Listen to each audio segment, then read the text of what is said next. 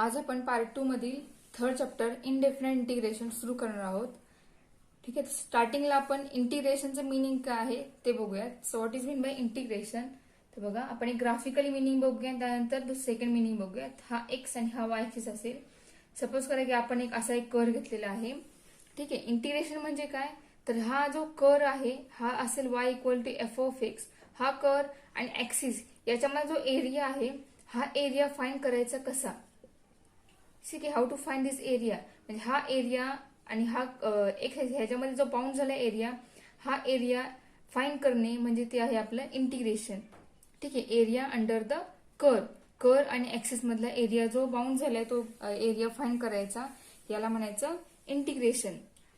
तो area find करायचा कसा, हे आपला नेक्स्ट चॅप्टर आहे त्यामध्ये बघणार आहोत आपण की कर्व आणि कर्व मध्ये बाउंड झालेला, ऍक्सिस मध्ये बाउंड झालेला जो एरिया आहे तो एरिया फाइंड करायचा कसा. ठीक आहे, तर आता हे झाले physical geometrical meaning. Second meaning बघा, सेकंड मिनिंग बघूयात इंटिग्रेशनचं. सपोज करूया एखादं एक फंक्शन घेऊया आपण y1 याच्यावरती आपण डेरिव्हेटिव्ह अप्लाय करूयात. डेरिव्हेटिव्ह वरून आपण इंटिग्रेशन मिनिंग काय आहे ते बघणार आहोत.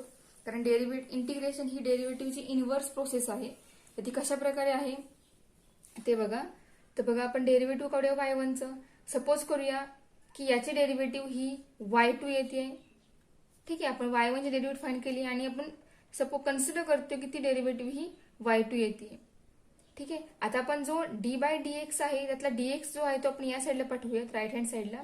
काय होईल, आपल्याला मिळेल dy1 equal to y2 into dx मिळेल. ठीक आहे, दोन्ही साईडला आपण इंटिग्रेशन अप्लाय करूयात. Integration of dy1 equal integration of y2 into dx. हे जे साइन आहे हे साइन इंटिग्रेशन डिनोट करतं.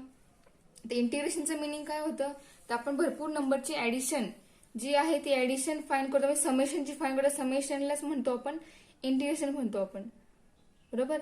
म्हणजे आपण समेशनची फाइंड करतो, ती समेशन म्हणजेच आपण या ठिकाणी इंटिग्रेशन फाइंड करणार आहोत. म्हणजेच इंटिग्रेशन याचं मिनिंग होणार ऍडिशन.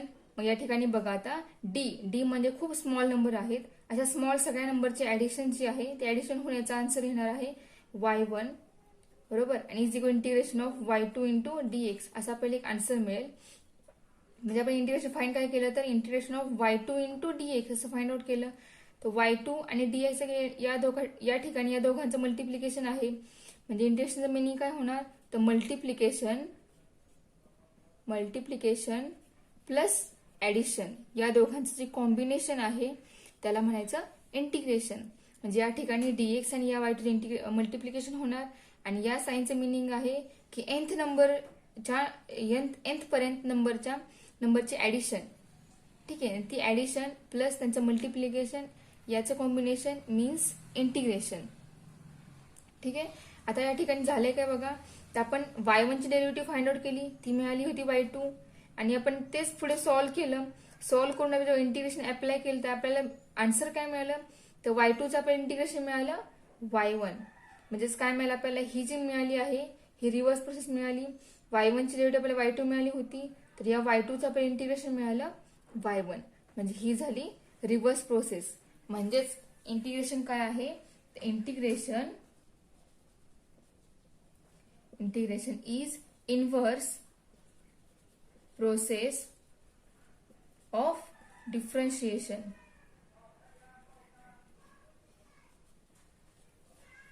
बरोबर, म्हणजेच डेरिव्हेटिव्हची इनव्हर्स प्रोसेस म्हणजेच इंटिग्रेशन आहे. ठीक आहे, हे झालं एक बेसिक सिंपल मिनिंग. आता हेच मिनिंग आपण एक वेगळ्या एक्झाम्पलने बघूयात काय आहे ते. तर सेकंड एक्झाम्पल बघा काय आहे, एक आपण डेरिव्हेटिव्हचे रूल फाइंड केले होते, त्या रूल वरून आपण एक सेकंड रूल फाइंड करूया इंटिग्रेशनचा. तर बघा, suppose derivative of sine x consider करूया फंक्शन. एक साइन एक्स फंक्शन घेतलेलं आहे आपण आणि या साइन एक्सची डेरिव्हेटिव्ह ही मिळते आपल्याला कॉस एक्स. ठीक आहे, हे आपण प्रूव्ह केलेलं आहे. आपल्याला हे माहिती आहे की साइन एक्सची डेरिव्हेटिव्ह ही कॉस एक्स येते.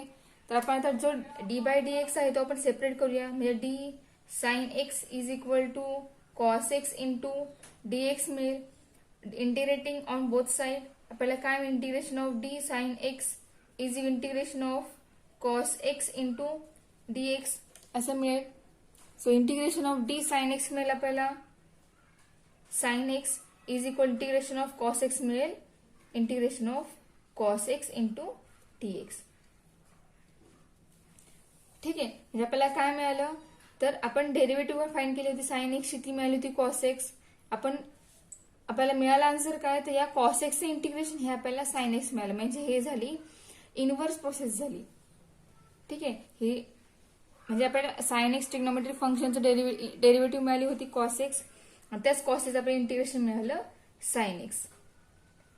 ठीक आहे, आपण वेगळे एक्झाम्पल एक घेऊया. एक्सपोनेन्शियल एक्झाम्पल एक आहे ई रेस टू एक्स, ते एक एक्झाम्पल घेऊयात.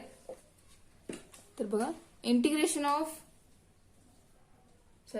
D by D x of E raise to x is equal to D by D x of E raise to X. म्हणजे E raise to X derivative काय आपल्याला माहिती आहे, तर E raise to x आहे आपल्याला माहिती आहे. सेपरेट करूया आपण, D E raise to x is equal to E raise to X into D X. दोन्ही साईडला इंटिग्रेट करूया. So integrate of E raise to D into E raise to X, integration of E raise to X into D X. So D म्हणजे भरपूर खूप small number आहेत, त्यांची summation करून पूर्ण ह्याचा आन्सर येणार E raise to x is equal to integration of E raise to X into D X. ठीक आहे, आपण जे आपल्याला डेरिव्हेटिव्ह मिळाले E raise to X, E raise to X, ते सॉल्व्ह केलं आपण. तर सॉल्व्ह आपल्याला मिळालं काय, तर या ई रेस टू एक्सचं integration with respect to X मिळालं ई रेस टू एक्स. ठीक आहे, हे जस्ट एक सिंपल मिनिंग आहे, म्हणजे हे झालं आपले फॉर्म्युले. म्हणजे यावरून आपल्याला समजलं का ह्या दोन एक्झाम्पल वरून, तर इंटिग्रेशन ही डेरिव्हेटिव्हची इनव्हर्स प्रोसेस आहे. डेरिव्हेटिव्हच्या इनव्हर्स प्रोसेसने आपल्याला इंटिग्रेशन याचे फॉर्म्युले मिळणार आहेत आणि इंटिग्रेशन आपल्याला सॉल्व्ह होणार आहे. ठीक आहे, नेक्स्ट एक्झाम्पल घेऊयात. सो पॉवरचा बघूया, D by D x of x raise to N. यासून आपल्याला काय मिळणार आहे, तर एक्स रेस टू एन चे डेरिव्हेटिव्ह काय मिळते, तर N into X raise to N minus one अशी मिळते. ठीक आहे, त्याचीच रिव्हर्स प्रोसेस जी आहे म्हणजेच इंटिग्रेशन, तर integration of x raise to N D X हे आपल्याला मिळणार एक्स रेस टू. आपल्या डेरिव्हेटिव्ह मध्ये काय झालं होतं, एन मधून एक मायनस झाला होता आणि ती पॉवर जी एन होती मल्टिप्लाय झाली होती. त्याच्या उलट इंटिग्रेशन मध्ये काय होतं, तर जी पॉवर आहे एन त्याच्यामध्ये एक ऍड होतो, आणि जी पॉवर याच्यामध्ये एक्सची पॉवर तयार झाली आहे वन ऍड होऊन, तीच पॉवर त्या एक्सला डिवाइड होते. ठीक आहे, म्हणजे हे झालं इंटिग्रेशन एक्स रेस टू एनचं. तुम्ही हवं तर हे फाइंड आउट करून बघा, D by D x of x raise to N plus one upon N plus one याचे डेरिव्हेटिव्ह फाइंड आउट करून बघा. तुम्हाला याचा आन्सर जे आहे ते एक्स रेस टू एन हे एवढं मिळेल. ठीक आहे, तुम्ही प्रूव्ह करून बघा मिळते का एवढं ते. हे झालं एक सिंपल मिनिंग. तर आता आपण नेक्स्ट जे मिनिंग आहे इंटिग्रेशनचं ते नेक्स्ट मिनिंग बघूया. तर नेक्स्ट मिनिंग काय आहे, तर ते बघा, फॉर एक्झाम्पल आपण एक फंक्शन घेऊया, एक्स स्क्वेअर हे एक फंक्शन घेऊया. So D by D x of x square हे आपल्याला मिळेल 2x, म्हणजे 2x raise to 2 minus 1 is equal to 2x. ही मिळाली आपल्याला डेरिव्हेटिव्ह. ठीक आहे, आता याचं आपण जर इंटिग्रेशन फाइंड केलं, so integration of 2x dx याचं आपण इंटिग्रेशन जर फाइंड आउट केलं तर इंटिग्रेशन काय मिळेल, तर बघा 2 into X raise to 2 into नाही 2 मल्टिप्लाय आहे 2 into X raise to power एक्सची 1 आहे, म्हणजे त्या 1 मध्ये परत एक 1 ऍड होईल. हा रूल आहे इंटिग्रेशनचा, आणि जी एक्सची पॉवर येणार आहे 1 ऍड करून तीच पॉवर त्या एक्सला डिवाइड होईल. म्हणजेच 2 into X raise to 1 plus 1 upon 1 plus 1 that is equal to 2 into X square upon 2. म्हणजे आपल्याला आन्सर मिळालं एक्स स्क्वेअर. ठीक आहे, बघा आपण एक्स स्क्वेअरची डेरिव्हेटिव्ह फाइंड केली, ती मिळाली 2x, आणि या 2x ला आपण इंटिग्रेट केलं तर आपल्याला आन्सर मिळालं x square.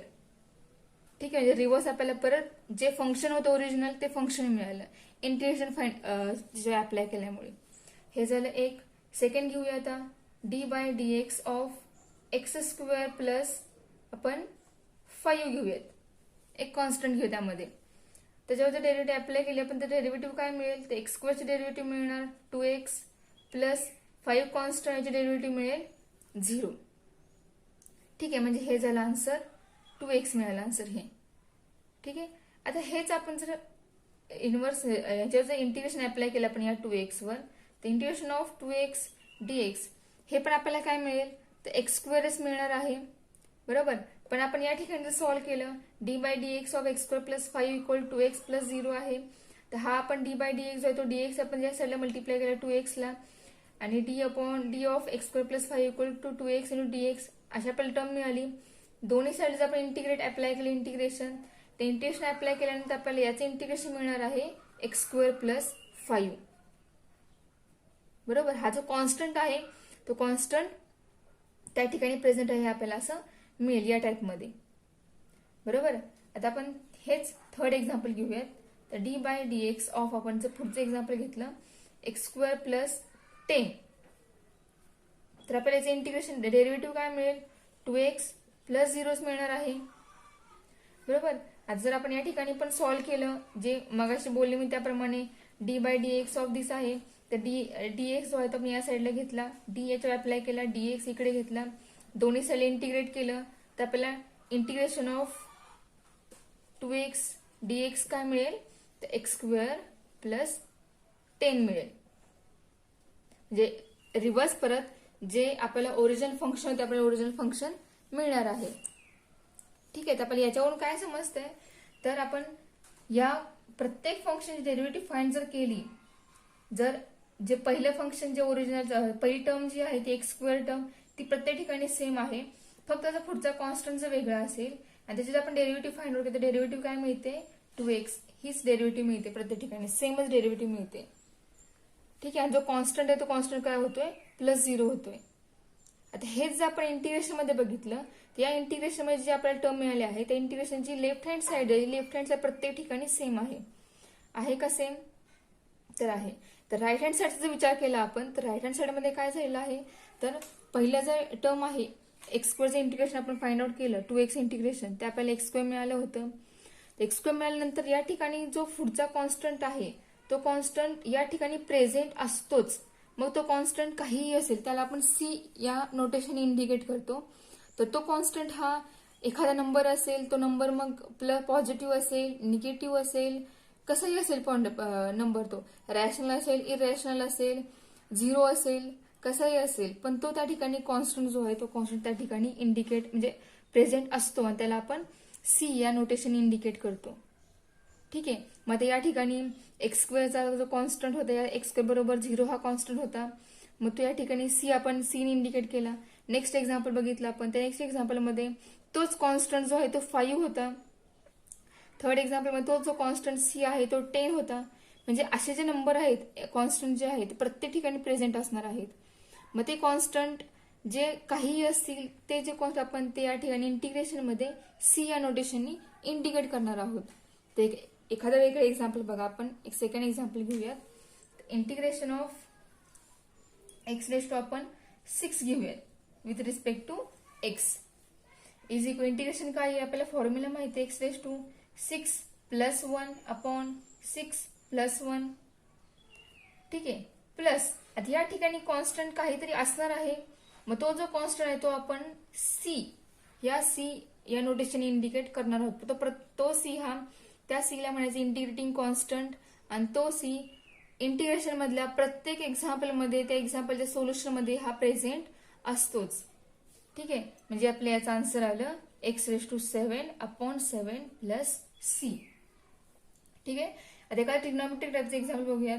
So integration of sine x d x is equal to मगाशी फाइंड केलं आपण मगाशी आपण कॉसचं फाइंड केलं इंटिग्रेशन, तर तेच घेऊयात आपण. Integration of cos x d x equal to आपलं आन्सर आलं होतं साइन एक्स. ठीक आहे. Plus c. मग हा जो सी आहे या सी ची पोझिशन जी आहे ती प्रत्येक ठिकाणी असते आणि ती त्या ठिकाणी इंडिकेट करायची आणि तो जो सी आहे त्या सीला म्हणायचं इंटिग्रेटिंग कॉन्स्टंट. आणि हा जर सी आपण त्या ठिकाणी दाखवलं नाही की सी ची पोझिशन दाखवली नाही की त्या ठिकाणी कॉन्स्टंट सी आहे हे जर त्या ठिकाणी मेन्शन केलं नाही तर आपल्या एक्झाम्पलमध्ये आपल्या एक्झाम्पलचं आन्सर जे ते कम्प्लीट होत नाही आणि त्या एक्झाम्पलला पूर्णपणे कम्प्लीट मार्क्स मिळत नाहीत.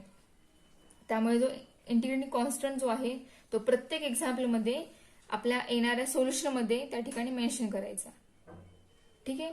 तर हे झालं मिनिंग इंटिग्रेशनचं. आता इंटिग्रेशनचे 2 टाईप आहेत.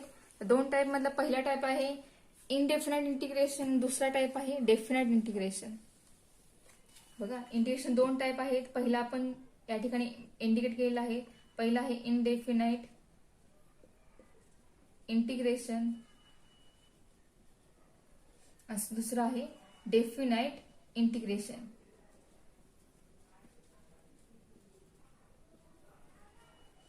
हा फर्स्ट टाईप, हा सेकंड टाईप. ठीक आहे, त्यातला आपला फर्स्ट टाईप जो आहे इनडेफिनाइट इंटिग्रेशन तोच आपला थर्ड चॅप्टर आहे, तो बघणार आहोत आपण. तर इनडेफिनाइटचं मिनिंग काय, तर त्या आपण एखाद्या कुठल्याही एक्झाम्पलचं प्रॉपर आन्सर हे फाइंड करू शकत नाही. मग त्या ठिकाणी आपण कोणतंही प्रॉपर सोल्युशन काय आहे हे आपण सांगू शकत नाही. ठीक आहे, डेफिनेट म्हणजे काय, तर आपण त्या ठिकाणी त्या एक्झाम्पलचं प्रॉपर सोल्युशन फाइंड आउट करतो. म्हणजे इनडेफिनेट मध्ये जो इंटिग्रेटिंग कॉन्स्टंट सी असतो तो सी आपण डेफिनेट मध्ये सॉल्व्ह करतो. तो सी ऍक्च्युअली काय आहे, याची व्हॅल्यू किती आहे ते आपण डेफिनेट मध्ये फाइंड आउट करतो. ठीक आहे, हे झालं मीनिंग डेफिनेट इंडिफिनाइटचं. तर आपण इनडेफिनाइट इंटिग्रेशन जो पहिला टाईप आहे तो पहिला टाईप म्हणजे आपला पहिला चॅप्टर आहे, तिसरा चॅप्टर आहे तो आपण आता बघणार आहोत. तो संपल्यानंतर आपण त्याचा पुढचा चॅप्टर जो आहे डेफिनाइट इंटिग्रेशन, त्यानंतर आपण तो चॅप्टर बघणार आहोत. तर स्टार्टिंगला आपण इंटिग्रेशन अप्लाय करायचं कसं, इंटिग्रेशन फाइंड करायचं कसं, इंटिग्रेशनचे फॉर्म्युले काय काय आहेत, हे सगळे जे पॉईंट आहे ते पॉईंट आपल्या या फर्स्ट टाईपमध्ये आहेत. ते फाइंड केल्यानंतर प्रॉपर डिफरंट इंटिग्रेशन फाइंड करायचं कसं ते नेक्स्ट चॅप्टरमध्ये आहे.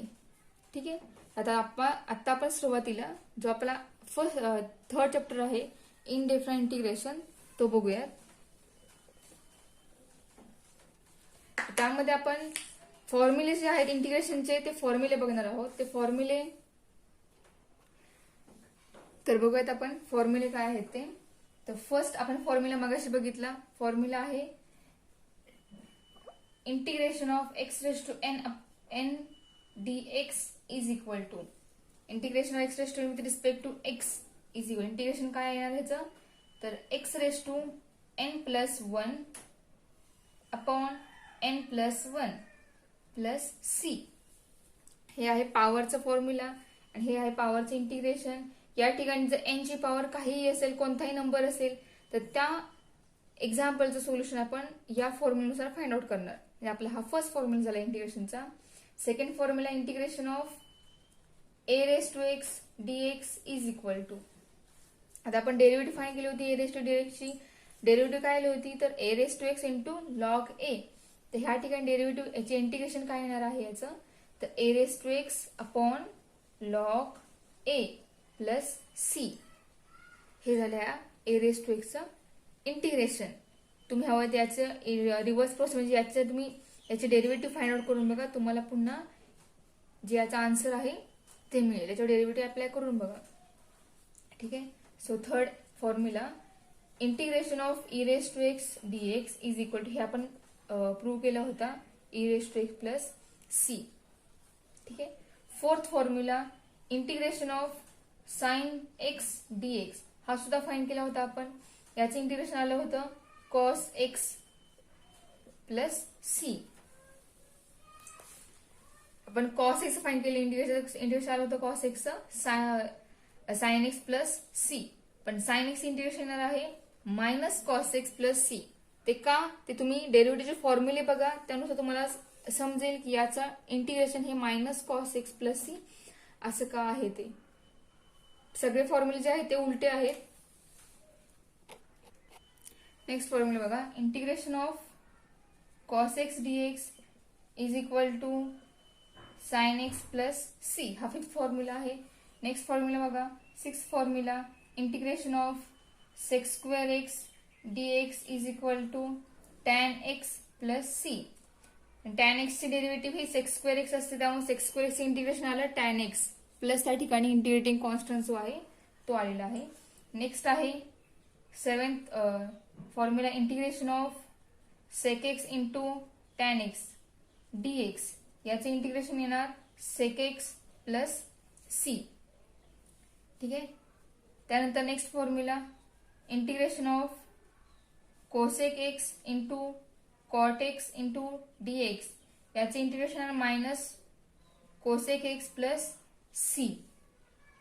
ठीक आहे, अजून लास्ट फॉर्म्युला आहे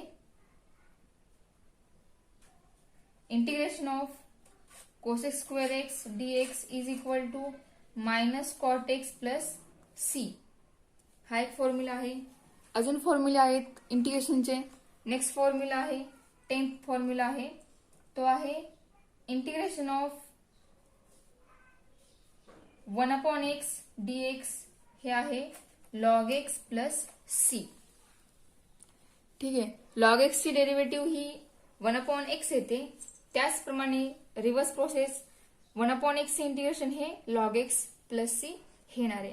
आता या ठिकाणी बघा, जर हे जे ट्रिग्नोमेट्रिक फंक्शन जे आहेत किंवा या e⁻x जो आहे त्यामध्ये जर x ला मल्टिप्लाय कोणताही कॉन्स्टंट असेल तर तो कॉन्स्टंट त्या ठिकाणी डिवाइड होणार आहे.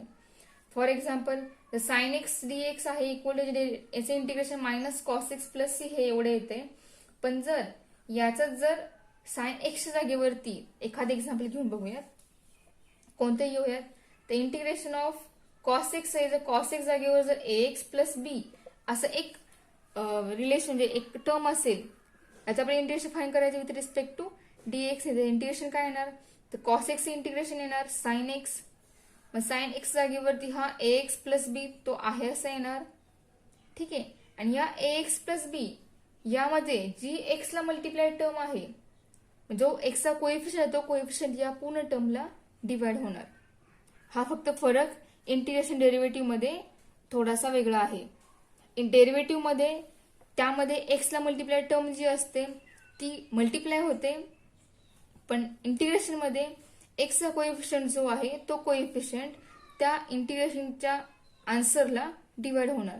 For example integration of sec square of ax plus b dx याचे इंटिग्रेशन येणार tan ax plus b upon a. ठीक आहे. बघा समजतंय का. फॉर एक्झाम्पल आपण अजून एक एक्झाम्पल घेऊयात. Integration of sine of ax plus b dx is equal to minus cos of ax plus b upon a. या ठिकाणी इंटिग्रेटिंग कॉन्स्टंट जो आहे तो असणारच आहे, पण फरक काय दिसतोय, तर जो एक्स ला कोएफिशियंट मल्टिप्लाय जो असेल तो त्या आन्सरला डिवाइड होणार. हा फरक मात्र लक्षात ठेवा, कारण हे जर चुकलं इंटिग्रेशन फाइंड करताना जर ही टर्म राहिली डिवाइड करायची एक्स ला मल्टिप्लाय असणारी, तर आपलं जे आन्सर येणार आहे ते आन्सर करेक्ट आन्सर मानलं जाणार नाही. त्यासाठी फॉर्म्युला आणि अप्लाय करायचा कसा फॉर्म्युल्यामध्ये फरक काय हे फरक फक्त समजून घ्या. हे सगळे फॉर्म्युले पुस्तकामध्ये आहेत, ते पुस्तकातले बघून तुमच्या वहीमध्ये स्टार्टिंगला चॅप्टरच्या स्टार्टिंगलाच हे सगळे फॉर्म्युले लिहून काढा. कारण जर तुमच्याकडे फॉर्म्युले डोळ्यासमोर असतील तर तुम्हाला इंटिग्रेशनचे एक्झाम्पल जे आहेत ती एक्झाम्पल्स अवघड जाणार नाहीत आणि इंटिग्रेशन सॉल्व्ह केलंय कसं, एक्झाम्पलचं आन्सर कसं आले हे तुम्हाला समजायला सोपं जाईल. त्यासाठी सगळे जे फॉर्म्युले आहेत पुस्तकात तुमच्या आहेत ते पुस्तकातले फॉर्म्युले आहेत सगळे फॉर्म्युले तुमच्या वहीमध्ये चॅप्टरच्या सुरुवातीलाच लिहून काढा.